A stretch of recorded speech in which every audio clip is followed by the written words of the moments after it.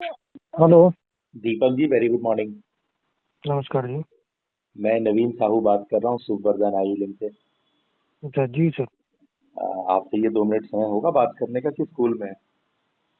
नहीं, आज तो छुट्टी है, बारिश हो गई है ना। तो बारिश की छुट्टी कर देते हैं स्कूल वाले। हाँ, ये उत्तराखंड में थोड़ा सा वो है ना, हिल्स एरिया है, तो यहाँ थोड़ा खतरा है। हम्म। आपका 1-to-1 सेशन हो गया था जी जी जी। और कुछ एक्सरसाइजेस वगैरह और कुछ अफर्मेशंस आपको अलॉट किया गया था। जी। आपको मौका लगता है कर पाने का, या फिर आप पैसों के चक्कर में सोच रहे हैं कि अब तो पैसा देंगे आगे वो होगा तब नहीं सर, करेंगे? फीस भी है थोड़ा सा ना, क्योंकि ये मुझे पहले बताया नहीं था ना उन्होंने। उन्होंने तो कहा था कि भाई मैं इतने में क्या हो पूछ जाएगा रहा हूँ, आपका। मेरी बात को समझिएगा फिर जवाब दीजिएगा। दिमाग में वो मेटाफोर आ गया कि यार पैसा वैसा देंगे, क्लास व्लास ज्वाइन करेंगे उसके बाद ही करेंगे, या फिर आपको जो जानकारियां हैं या फिर जो आपको व्हाट्सएप पे सारी चीजें भेजी जाती हैं आप उसको कर पाते हैं? वो तो कर तो पाता हूँ सर ना, लेकिन वो आगे तो प्रोसेस का तो ये है ना, जब पैसा ही नहीं है तो ठीक फिर। है, नहीं नहीं ये मत बोलिए, पैसा नहीं है तो पैसा तो हर वक्त है, समय भी हर वक्त है ना। हाँ जी जी। हम लोग के पास जो हम लोग जो बात करते हैं ना, उसका 4 स्तर होता है: परा, पश्चंती, मध्यमा और वैखरी। तो हम लोग सबसे उछले वाले वैखरी में बात करते हैं, जिसी को बोला जाता है जगत मिथ्या है, माया है, ब्रह्म है ना। जी जी। लेकिन आप अगर 1 करोड़ साल पहले होते तो कौन सा भाषा बोल रहे होते? हम्म। महसूस कीजिएगा दीपक जी, है ना। स्पेशली मैं आपको पर्सनली 1-to-1 इसलिए दे रहा हूँ क्योंकि मुझे पता है आप एक शिक्षक हैं, और आप अगर समझ गए तो फिर बच्चों का जीवन कितने सारे बच्चों का जीवन बदल जाएगा। ठीक है। जी जी। क्योंकि गार्जियन भी भागम भाग की जिंदगी जी रहे हैं ना। हम्म। बच्चों का भविष्य आपके हाथ में है ना। जी जी। क्योंकि बोलते हैं ना, अपने दिल से जानिए पराये दिल का हाल। तो हम लोग सारा दिन क्योंकि सबको समझ रहे हैं, समझा रहे हैं, तो उसी लहजे से हम आपसे बात कर रहे हैं। एक शिक्षक से बात कर रहे हैं ना। जी। आप अभी दीपक को भूल जाइए। अब आपको आपका जो भगवान ने जिम्मेदारी दिया, जिससे आपके घर में रोटी आती है, वह है आपका ये प्रोफेशन शिक्षक, है ना। हम्म। जो अपने आप में समझिए हर जगह आदरणीय है ना, सम्माननीय। ठीक है। जी। तो सबसे पहला क्या है कि हमारी जो हमारे मुंह से शब्द निकलता है, आप उसको महसूस कीजिए कि हम लोग 1 करोड़ साल पहले बात कर रहे होते तो क्या हमारे पास इस तरह की बातें होती करने के लिए? नहीं होते सर ना। मतलब जीवन तो होता ना। हाँ, जीवन तो है, ये तो चलता ही रहेगा। नहीं, जीवन तो होता ना। जीवन होता तो क्या होता? कुदरती तौर पे क्या होता? जी। हमें भूख लगती, हमें नींद लगती। ठीक है। हाँ, जो भी होता वो तो ये है, उस समय तो प्राकृतिक ही होता, वही सोर्स होते हैं हमारे पास ना। हाँ, यानी जो नेचुरल है वही होता। भूख लगती, हम्म। सुसु पॉटी लगता, हमें जी। डर लगता, हम अपने आप को बचाने की कोशिश करते किसी भी खतरे से, है ना। और अपने लिए हम्म। एक सहज स्थान खोजते जहां पर हमें थोड़ा सा सुकून फील होता। धूप से छाया में चले जाते, अगर बहुत ज्यादा छाया में ठंडा में है तो धूप में आ जाते हैं ना। यानी जी कुदरती जी। इतना ही चाल था, अकल था, और उसी से व्यवस्थित हो रहे थे, है ना। हम्म। ये बात को बोलने का अर्थ यहाँ पे क्या है? क्योंकि हम लोग आज भी वही हैं। आज भी हमारा पेट भरने के बाद हमको नींद आता है, और फिर हमारा वंश विस्तार के लिए मैथुन होता है। यानी अगर इसको सही से गौर से समझा जाए, जो हमारे शास्त्रों में हमें समझाने की कोशिश की गई है हमारे ऋषि मुनियों के द्वारा, कि आकाश जो है ना, वो ब्रह्म तत्व आकाश को थामे हुए है ना। जी। और आकाश जो है वायु उत्पन्न करके वायु प्रवाह करता है। जब वायु प्रवाह हम्म। करता है तो अग्नि में तेज आता है ना। आप देखे ना, ऑक्सीजन से आग भागती है, धधकती है ना। जी सर। जब ऑक्सीजन से अग्नि धधकती है तो वो बादल और बारिश की व्यवस्था करती है। जी जी जी। और वो बादल और बारिश जो है ना, हरियाली लाती है। हम्म। और वो हरियाली फल सब्जी अनाज देता है हमें। जी बिल्कुल। और उसी से हम जो 2 किलो का वजन माँ के गर्भ से आते हैं लेकर के, हम्म। वो 2 किलो का वजन पोषित होकर के 70 80 90 किलो 100 किलो, कुछ लोग तो 200 200 किलो के हो जाते हैं, है ना। जी जी। तो उसके बीच में क्या है? यही है, हर वक्त आहुति। और यही खाया पिया हुआ इंसान फिर माँ के गर्भ में आहुति देता है, तो फिर अगला जन्म विस्तार लेता है ना। जी सर। यानी एक ही चीज है, आपको आहुति देना पड़ता है। अगर आप हाँ। अच्छा स्टूडेंट है तो आपको समर्पण की आहुति देनी होगी, है ना।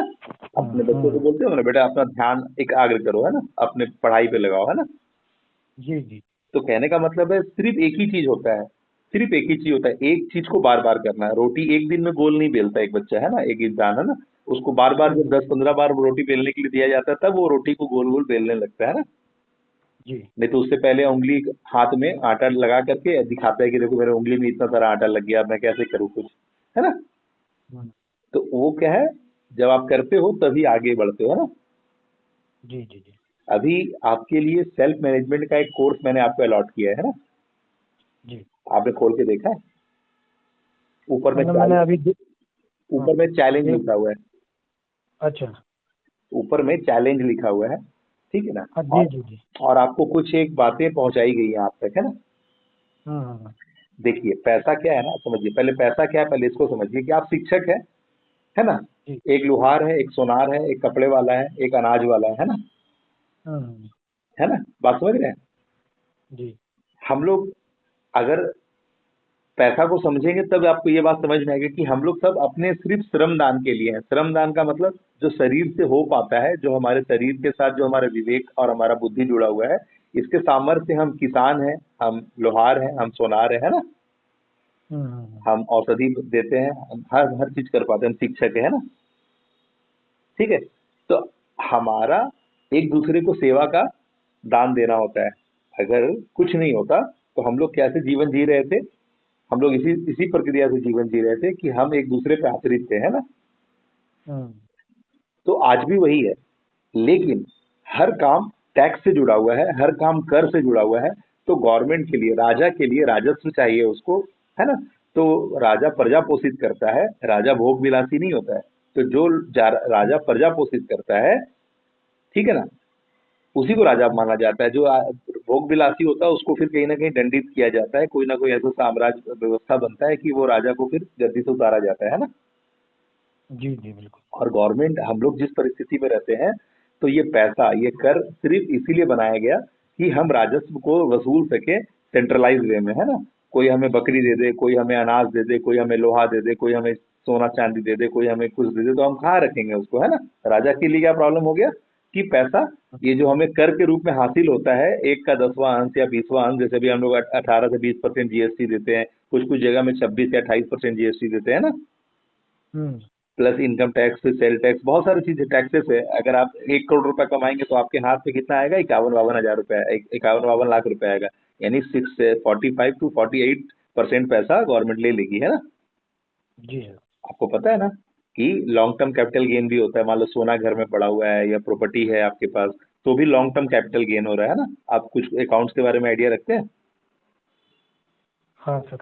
ठीक है ना? तो इसी तरह से हर हर मामले में जोड़ के देखा जाए कि अगर आज आपको अभी लॉटरी लग गया, या चाहे मान लीजिए आपने मेहनत से 1 करोड़ रुपए कमाया भी, तो 1 करोड़ रुपए में से जिसका सैलरी, मान लीजिए जैसे आपका भी सैलरी वेतन आता है, और भी बड़े बड़े लोग जिसके हदे हैं, जिसके ज्यादा पैसे सैलरी आते हैं, तो उसका 45% पैसा तक निकल जाता है टैक्स के नाम पे, है ना?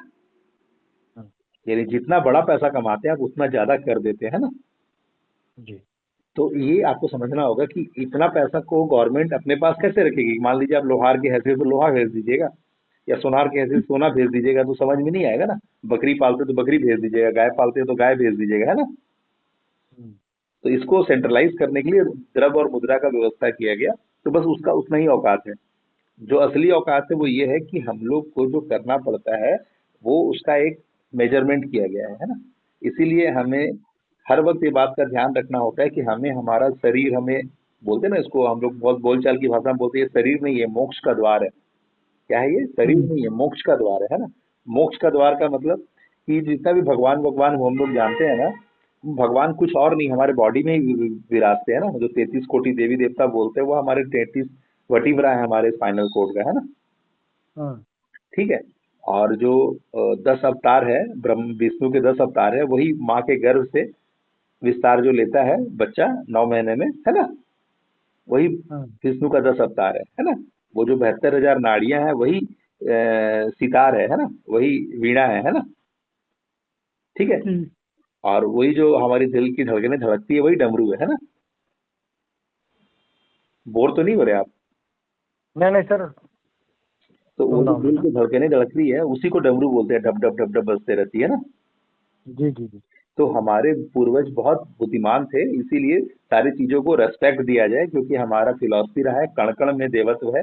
आप उस देवत्व की अगर रिगार्ड करते हैं, रिस्पेक्ट करते हैं, यानी तो फिर बात आके रुक गई कहाँ पे? हम्म, रेस्पेक्ट पे। रेस्पेक्ट कहाँ से आता है? ट्रस्ट पे, विश्वास से आता जी है ना? बात समझ जी। रहे हैं? हम्म, जो आदर है, किसी के प्रति सम्मान कहाँ से आता है? जब आपको उसके बारे में पता चलता है ना? इसीलिए बोला जी। गया है ये घर एक मंदिर है ना, ये शरीर एक मंदिर है ना? हाँ, बात समझ में आ रही है? हाँ, जहाँ सभी देवताओं का वास है ना? जी। ठीक है। तो अभी आपको ये बात समझ में आ गया कि आपका जो रिस्पेक्ट रिगार्ड है, वो कहाँ से आता है? वो विश्वास से आता है। और विश्वास कैसे आता है? विश्वास कुछ कदम चार है ना, साथ चलने से आता है। किसी भी चीज के साथ अगर आप जुड़ेंगे, कोई भी अनजान चीज के साथ जुड़ेंगे, चाहे वो पशु पक्षी हो, चाहे वो कोई भी पेड़ पौधा हो, चाहे कोई भी इंसान हो, तो जब चार कदम साथ, जैसे रेल का भी मुसाफिर होते हैं, तो भी आप देखे होंगे ना, 8-10 घंटे में जी। रेल में रहने से एक मित्रता हो जाती है ना, हाँ, हाँ। नंबर भी एक्सचेंज हो जाता है, फिर बाद में किसी और तरीके से भी हम लोग जुड़ते हैं ना।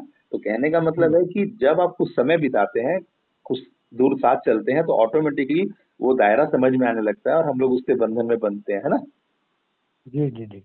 है ना? तो इसके अंदर ही, क्योंकि करोड़ों लोगों की आबादी है ना? आज 900 करोड़ की आबादी पूरी दुनिया में, लेकिन हम सबसे नहीं मिलते हैं, कुछ ही लोगों से हमारा वास्ता पड़ता है ना? हाँ जी, हाँ जी। यानी हम और हमारा इकोसिस्टम, हम अपने ऑरा से, हम लोग हर चीज को अपने अंदर आकर्षित करते हैं, है ना? जी, जी। क्या समझ में है? हम लोग अपने सामर्थ्य से, हमारे आकर्षण बल से हर चीज को अपनी तरफ टानते हैं, है ना? जी। कुछ भी जादू नहीं है। हमारा अपना बॉडी का एक मैग्नेटिक फील्ड है, क्योंकि हम ब्रह्मा आदमी, हमारा बॉडी, हम खुद ही एक ब्रह्मांड है। और अपने ब्रह्मांडीय ऊर्जा के केंद्र में जो हमारे ऊर्जा उत्पन्न होती है, हमारा ऑरा जो होता है, वही हमारे इक्विवेलेंट ऑरा को अपने साथ जोड़ता है ना? हम्म। और जब देव कृपा होती है, तो हमसे पावरफुल ऑरा हमसे जुड़ता है। ये जो नवग्रह है, वो कुछ और नहीं है, दो नाक, दो आंख, दो कान, एक मुंह, एक लिंग द्वार और एक गुदा द्वार, यही नवग्रह है आपके बॉडी में, है ना? यही नवग्रह अपने कक्ष में रह करके अपने कक्ष की पहरेदारी करते हैं, परिधि लगाते हैं। ठीक हम्म, है ना? और आपका सूरज कौन है? सूरज आपके अंदर के धड़कन है ना? जो धड़कनें जी। चल रही है माँ के गर्भ से, है ना? जो आपके हम्म, बुरा होने से, अच्छा होने से, गुस्सा होने से, सोने से, जागने से, खेलने से, है ना? कुछ भी परिस्थिति रहा हो, वो अब आज तक विश्राम नहीं ली, है ना? जी। और वो उस समय तक विश्राम नहीं लेगी जब तक आप इस दुनिया से जाएंगे नहीं, है ना? तब तक वो आपका हम्म, साथ देते ही रहेगी, है ना? जी। बिना आपसे कोई ईंधन या फ्यूल मांगे, है ना? आप तो हम्म, जो आपके पिता माता, जो आपका सराउंड आपको सिखाया है, आप उसी से पोषित होते रहेंगे, है ना? जी। यानी बॉडी हर वक्त सिग्नल देगी, यानी आपका नोटिफिकेशन जो है हर वक्त आता रहता है कि सुसु लग गया, पॉटी लग गया, नींद लगा रहा है ना? जैसे अभी आपकी आंखों में तकलीफ है, तो आंखें क्या है? आंखें पीली हो जाती हैं, कितने बार आंखें लाल हो जाती हैं, आंखें सफेद हो जाती हैं, आंखें से आंसू आने लगते हैं, आंखों में गड़न, सूखापन आ जाता है ना? जी। यानी वो ही कार के डैशबोर्ड की तरह है, जो बता रहा है कि पेट्रोल खत्म हो गया गाड़ी में, सीट बेल्ट नहीं लगाया है, डोर ओपन है, इंजन गर्म हो रहा है, ठीक है ना? हम्म, समझ रहे हैं? ये आंखें क्या है? वो कार के डैशबोर्ड की तरह है, ठीक है? हम्म। आप मुझे सुन पा रहे हैं? जी सर, जी। तो कार के डैशबोर्ड की तरह है, हवाई जहाज के डैशबोर्ड की तरह है, जो हर तरह के सिग्नल देता है ना? आंखें, है ना? तो आंखें जी, कुछ जी। और नहीं बोलती, आपके शरीर में, आपकी मनोस्थिति में जो घटित हो रहा होता है, उसी को बयान कर रही होती है ना? हम्म, तो हमें इस बात को समझना होगा कि ये कोई चश्मा से ओढ़ाने की चीज नहीं है, ये कोई है ना, ये करने की चीज नहीं है। इसके साथ एक बच्चे और पिता वाला, एक गार्जियन और एक बच्चे वाला व्यवहार होने की जरूरत है ना? बात समझ में आ रहा है? तो अगर आप हम्म। सही बोधी चीजों के साथ जुड़ पाएंगे, जिस तरह से हमारा बना हुआ है हायरार्की, तो उससे क्या होगा कि आपका व्यवस्था की ऊर्जा बदलेगी। आपके जो, आप जिस ऊर्जा से पैसे अट्रैक्ट कर पाते हैं, जिस ऊर्जा से परिवार और लोकाचार और अपने सराउंड को आप अट्रैक्ट कर पाते हैं, क्योंकि हर वक्त एक इंसान पात्रता के थ्रू ही अट्रैक्ट कर पाता है यूनिवर्स से। अगर आप शिक्षक है, आपने पढ़ाई करवाया होगा, करते भी होंगे, कि ऊपर से हर वक्त कुछ बरस रहा होता है, और ओजोन लेयर पार करते ही वो और सूक्ष्म हो जाता है, जिसको हम लोग वाईफाई या प्रोटॉन बोलते हैं। आप इस हम्म, बात समझ पा रहे हैं कि आपका जी। रिमोट आप दबाते हैं तो टीवी क्यों चालू हो जाता है, एसी क्यों चालू हो जाता है? आप रिमोट दबाते हैं तो आपका कार या आपका बाइक क्यों काम करने लगता है? क्यों? हम्म, क्योंकि प्रोटॉन है हवा में, है ना? जी। बात समझ में आ रही है? हम्म, जैसे आप अपना एक कनेक्ट करते हैं, तो प्रोटॉन क्या करता है, जाके मशीन का वो बटन दबा देता है ना? उसी जी। तरह से वाईफाई कोई दीवार, कोई छत मानता है क्या? हम्म, मेरी बात सुन रहे हैं? जी, जी, जी। कि आपके जो घर में वाईफाई लगाते हैं लोग, तो क्या आप हम्म। नोटिस किए कोई दीवार या कोई छत उसको रोक पाता है क्या? नहीं, नहीं। बात समझ में आ रही हो? ब्लूटूथ को कोई रोक पाता है क्या? नहीं इसी रोक तरह सकते से हैं। जो ऊपर से गिरता है उसको मैसॉन्स बोलते हैं। जो आसमान से जो करुणा बरसती है उसका नाम है मैसॉन्स, है ना। अच्छा। और जब आप हमने हमारा स्कैनर स्कैन किया होगा, तब आपको वहां पर दिया होगा आपकी नियर पे प्रॉब्लम है, आपका धाता ये है आपका, है ना। आपको तो हमारे यहाँ एक मियॉन प्रोटोकॉल होता है, तो जब वो ओजोन लेयर पार करता है मिसॉन्स, तो वो, है ना, इतना सूक्ष्म हो जाता है, इतना सूक्ष्म हो जाता है कि वो क्या हो जाता है, मियॉन्स हो जाता है ना। हम्म, तो हम लोग नियॉन्स प्रोटोकॉल के थ्रू आपके अंदर की जो पराशक्ति है उसको टच करते हैं ना। क्योंकि हर इंसान के अंदर माँ पराशक्ति बैठी है, मौन शक्ति बैठी है, जो बिना हल्ला किए सब काम कर रही है ना। एक ऐसा ज्योमेट्री है, एक ऐसा जुगत है जिसपे सब कुछ बराबर सिस्टम संचालित हो रहा है।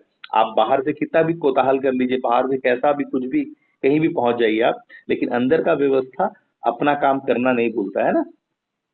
जी। क्लियर हो रही बातें। जी सर। तो वो जो अंदर में जो है, वो जो पराशक्ति जो बैठ करके सारा काम कर रही है, आदि शक्ति बैठ के जो सारा काम कर रही है, उसको कोई भी बाहर की परिस्थिति आप कर लीजिए, आप जेल चले जाइए, आपसे झगड़ा कर लीजिए, आप कहीं बीमार हो जाइए, आप बहुत खुश हो जाइए, आप रिवॉर्डेड अवॉर्डेड हो जाइए, राष्ट्रपति भवन पहुंच जाइए, अंदर का प्रक्रिया अपना ज्योमेट्री पे अलाइन है। वो आपकी धड़कनें बनाई रही है ना, आपका खून हम्म, को नचा रही है ना। ठीक है। उसको जी जी। कुछ नहीं है, आप कितना बाहर से खुश हो जाइए, दुखी हो जाइए, उसको कोई फर्क नहीं पड़ता है ना। वो अपने ज्योमेट्री पे अलाइन है। तो आपका ऑटोमेशन जो है हर वक्त आपका काम कर रहा होता है, बस यही है कि आप कितना गहरा नजर से उसको देखते हैं या नहीं देखते हैं। ठीक है। तो हम लोग के पास आने का मतलब है कि हम आपको आपका गहरा नजर देते हैं, है ना। हम्म, जैसे गहरा नजर से बेटा, कि अगर आप नमक और चीनी में भेद कर लीजिएगा तो नमक एक चम्मच मुंह में डालिएगा। हम्म, हाँ दीपक जी। जी जी। एक चम्मच नमक और एक चम्मच चीनी में भेद हो जाएगा तो आप एक चम्मच नमक डालिएगा मुंह में, नहीं डाल पाएंगे। लेकिन चीनी तो डाल पाइएगा। जी। इसी तरह से जब आपको एक बार कोई चीज सीन हो जाता है तो आप कभी भी अनसीन नहीं कर सकते। अगर आपको पता चल गया कि ये शौच है, तो आप कभी उसके साथ दोस्ती नहीं कर पाएंगे, है ना। हाँ उसी तरह से एक बार सीन होना चाहिए, बस जीवन में कोई भी चीज का परिचय एक बार होना चाहिए। हमारा अंदर का जो तंत्र है ना, वो खुद ही समझ जाता है कि ये मेरे लिए कितना गैर वाजिब है और मेरे लिए कितना वाजिब है ना। हाँ। तो एक ही बार का बोध चाहिए होता है। इंसानी दिमाग को एक ही बार का बोध चाहिए होता है, ठीक है ना। जी। ज्ञान नहीं, वो नॉलेज नहीं, क्योंकि नॉलेज जो है उससे पहले इंफॉर्मेशन होता है। Information dot dot dot dot dot dot dot dot dot dot dot information करोड़ों होता है ना। लेकिन जब उस हम्म, इंफॉर्मेशन को जब स्ट्रिंग किया जाता है, यानी एक दूसरे से जोड़ा जाता है, तब जाके एक नॉलेज बनता है, एक विजडम, है ना। और फिर जब वो उससे कोई आकृति, रंगोली बनाए या ज्योमेट्री बनाए या त्रिभुज बनाए, वट एवर, जो भी, यानी वो जो बालू से आप ईंटा बनाए या ईंटा से फिर घर बनाए, यानी इंफॉर्मेशन कणकण कणकण है ना। और उसके बाद वो इंफॉर्मेशन नॉलेज का रूप लेता है ना। जब आप उसको जोड़ करके एक कोई आकृति देते हैं ना, और फिर उसी जो स्ट्रिंग से आप कुछ बड़ा, बहुत बड़ा खूबसूरत चीज बना लेते हैं, तो उसको विजडम बोलते हैं, है ना। जी। तो आपका बुद्धि सबके पास है ना। लेकिन बुद्धि हम्म, से विवेक जिसके पास होता है, विवेकी होता है, वो बहुत बड़ा कुछ कर जाता है ना। तो हाँ। बुद्धि होना एक चीज है, उससे पहले इंफॉर्मेशन से नॉलेज का रूप लेना अलग चीज है ना।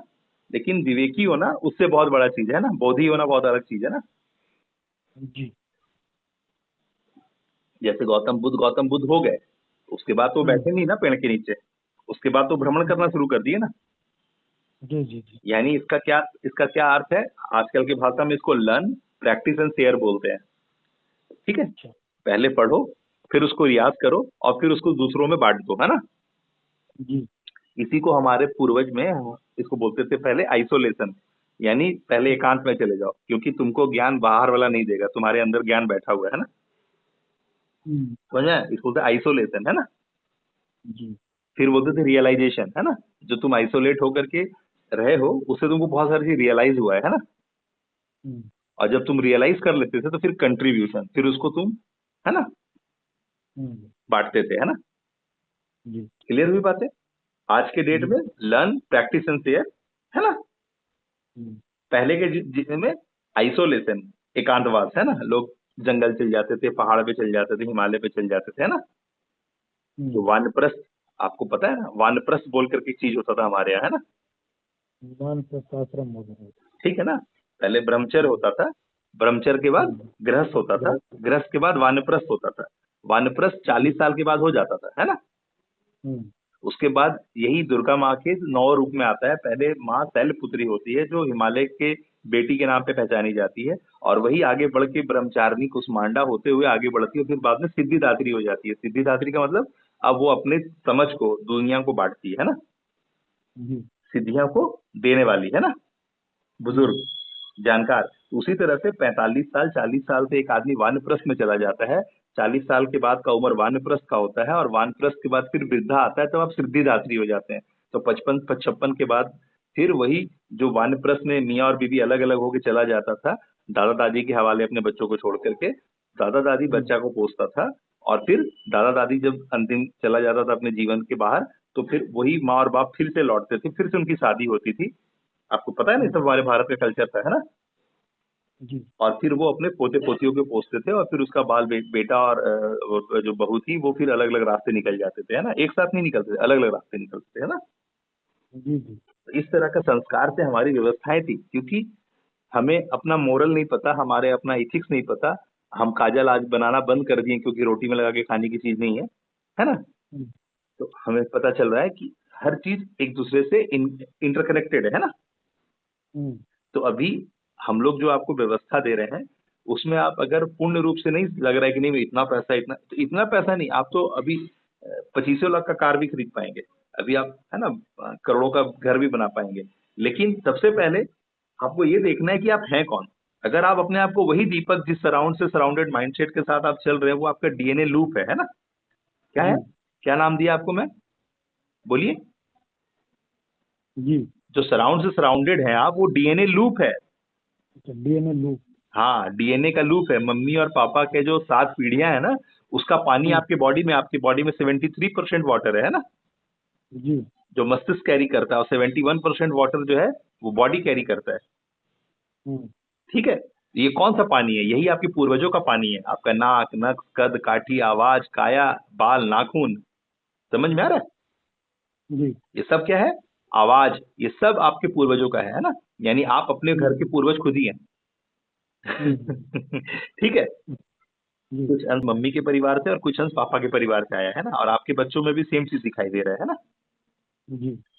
तो ये डीएनए का लूप है, है ना। तो ये लूप में ही आपको जन्म मिला है, लेकिन अगर आप चाहेंगे तो ये लूप से बाहर निकल जाएंगे। जैसे एक शॉर्टकट बनाया गया कि हम अपने घर के बच्चों को स्कूल भेज देते हैं।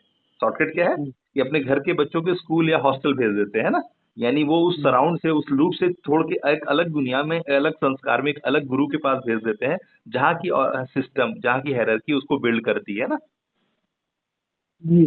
समझ रहे हैं। हम्म। तो उससे लूप टूटता है ना। जी। जी। जी। क्लियर है। तो अभी ये कोई उम्र का मोहताज नहीं होता। तो जो सेवाएं अब तक आपको कहीं से नहीं मिली, अब आपका बोध ही, आपका समझ ही आपको लेके जाएगा आगे वहां पर, है ना। क्योंकि ये जो बातें हम्म। अभी तक हमारे और बीच में हुई है, आई थिंक आपने कभी एक्सपेक्ट नहीं किया होगा कि इतनी जीवन को इतने करीब से आप समझ पाएंगे। आपको कभी तजुर्बा रहा है इससे ज्यादा करीब से समझने का। नहीं रहा था। और ये मैंने आपसे कोई 0.1% भी बातें नहीं करी हैं, जो हमारे पास जो है, जिस तरह से चीजों को हम लोग आपके हाथ में रखते हैं। तो जैसे जैसे अभी आप इसको ऐसे समझिए कि अभी नरेंद्र मोदी है आपके घर में, है ना, नहीं। और आपके साथ बैठे और आपको अपने गाड़ी में बैठा के ले गए। क्या बदलेगा, क्या परिवार बदल जाएगा, पड़ोसी बदल जाएगा, कारोबार बदल जाएगा, क्या बदलेगा नहीं बताइए। सर, थोड़ा सोच बदल सकती है बात। आसपास के सभी लोगों का आपको देखने का नजरिया नजरिया बदल बदल जाएगा। जाएगा। ठीक है ना, बात समझ में आ रही है। कुछ नहीं जी। जी। होगा, सब वही होगा, लेकिन एक वाइट गाड़ी आएगी, वर्दीधारी निकलेगा लाल बत्ती से, और आपको हम्म। सलाम करेगा, आपको दरवाजा खोल के गाड़ी में बैठाएगा डेली सवेरे 9 बजे, और शाम के 7 बजे लाके उतार के चला जाएगा। कुछ नहीं बदलेगा, सिर्फ इतना ही होगा कि एक वर्दीधारी आएगा लाल बत्ती वाली गाड़ी लेके, उसमें आपको बैठाएगा, और शाम को 7 बजे आके छोड़ के चला जाएगा। इतने ही से पूरा और बदल जाएगा। ठीक है, समझ में आ रही है। जी। हम्म। तो आपको समझना होता है कि आप किस संगत में, आप किस तरह की चीजों के साथ, तो ये सराउंड जो है ना वो आपको अवेलेबल करता है भगवान। लेकिन क्योंकि आपका हम्म। रेजिस्टेंस और बायस और आपका बिलीव, लिमिटिंग बिलीव जो है, जो उस दायरे में आप अपने आप को सोचते हैं कि मैं नहीं करूंगा तो कौन करेगा, इसी में आप फंस गए हैं। आपको ऐसा लगता है कि मैं करता हूँ। ठीक है ना, आप जी। कुछ नहीं करते हैं, आप बस एक वीडियो गेम के एक पात्र हैं, है ना, नचा कोई जी। और रहा है आपको, है ना। हाँ हाँ हाँ। बात समझ में आ रही है? इसको इंग्लिश में सिमुलेशन बोलते हैं। क्या बोलते हैं? जब इलेक्ट्रॉन और आप प्रोटॉन के बारे में पढ़िएगा तो पता चलेगा कि इलेक्ट्रॉन और प्रोटॉन क्या होता है, वो अपने तरीके से खेलता रहता है। हम्म लेकिन जब कोई ऑब्जर्वर यानी साक्षी या देखने वाला दृष्टा आ जाता है तो उसकी चाल बदल जाती है। बात समझ में आ रहा है? हम्म यानी सिर्फ एक ही चीज का फर्क पड़ता है कि कोई उसको देख रहा है या नहीं देख रहा है। यानी आपके अंदर की ऊर्जा कैसे बदलती है? जब अब आपको एहसास हो गया कि दीपक, मैं अब मेरे को कोई देख रहा है लगातार, मेरे मूवमेंट को, हम्म मेरी ऊर्जाओं को मैंने शेयर किया था और मेरी ऊर्जाएं अब किसी के नजर में, निगरानी में है।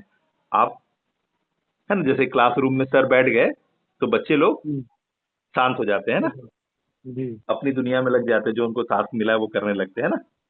हम्म उससे पहले एक दूसरे के साथ पुड़िया खेलते रहते हैं।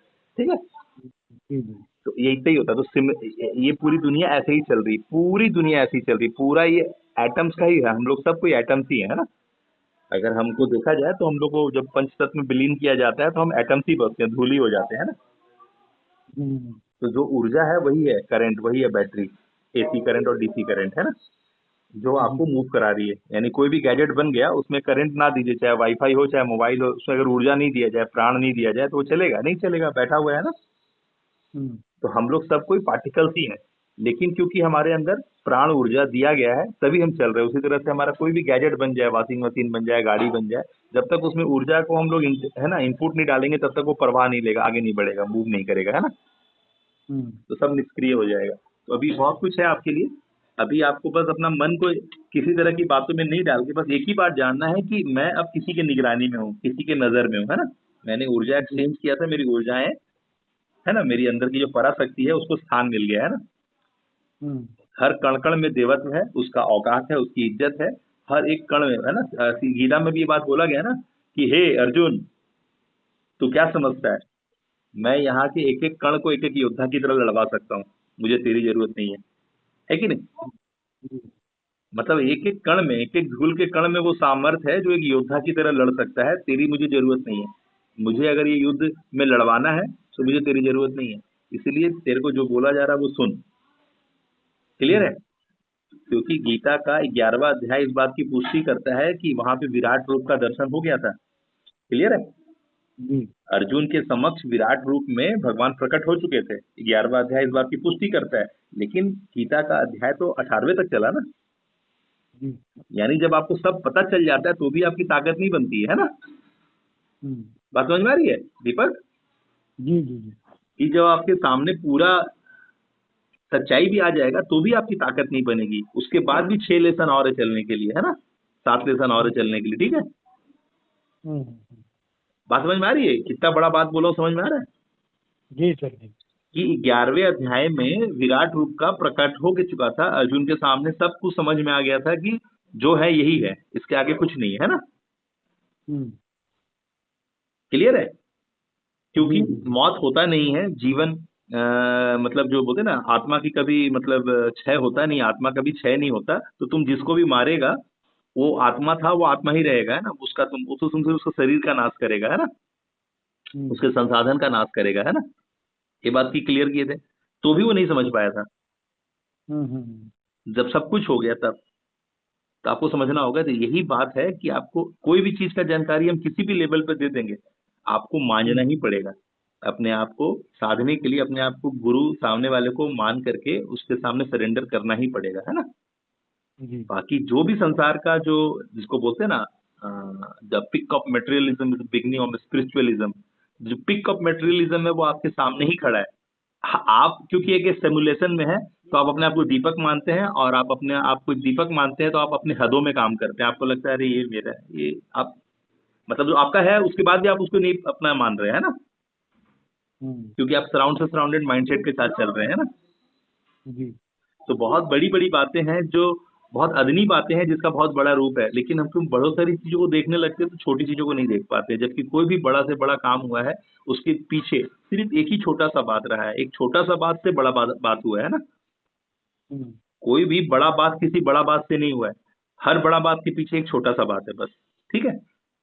जी। तो आप सबसे पहले अपने आप को इस बात के लिए सरेंडर कीजिए कि मैं अब शुभ वरदान इंस्टीट्यूट में हूँ। शुभ वरदान, शुभ वरदान, वरदान कोई ऊपर से नहीं गिरने वाला, कोई मांगने से देने वाला चीज नहीं होता है वरदान। वरदान ऑलवेज आपके साथ होता है। आपकी सांस, आपकी शरीर, आपका व्यवस्था, आपका सराउंड, आपका परिवार, आपका लोकाचार, सब वरदान है, सब ब्लेसिंग से, है ना। लेकिन हम्म, आपकी शुभ यानी आपकी पात्रता, यानी आपकी पात्रता के अनुसार आपका वरदान संचित हो रखा है आपके पास, है ना। जी। बात समझ में आ रहा है? आप जितने सक्षम हैं उतना ही वरदान आप संभाल पाए हुए हैं, है ना। इसलिए जी। पात्रता बड़ी होगी तो वरदान हर वक्त था। ऊपर से हम्म, मैसॉन्स हर वक्त गिर रहा था आपके झोली में, है ना। हम्म, और मियॉन्स के रूप में आपके बदन को छेद के निकल रहा था आपको हर वक्त, अभी भी, है ना। लेकिन आपको नहीं पता चलेगा, है ना, क्योंकि वाईफाई या ब्लूटूथ आपको पता नहीं चलता है ना, लेकिन होता तो है ना।